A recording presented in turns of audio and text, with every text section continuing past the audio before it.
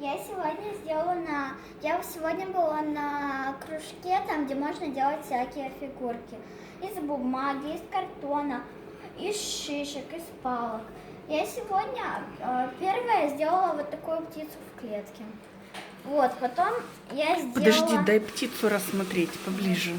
Она с одной стороны розовая, а с другой сиреневая. Очень красиво. Вот, и я сделала паука, чтобы скармливать птицы.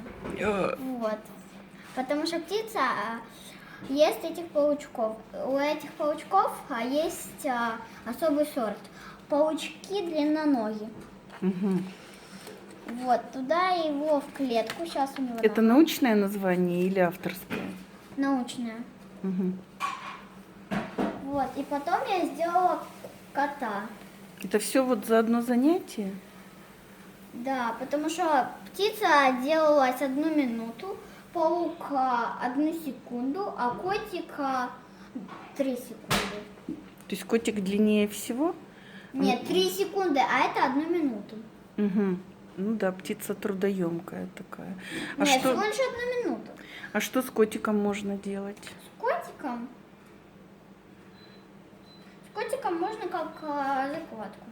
Ну, поставь, я его хорошо сниму. Очень красиво. Вот такие у нас потрясающие Вот, подождите, поделки. смотрите. Котик ест птицу, птица ест паучка. Вот все.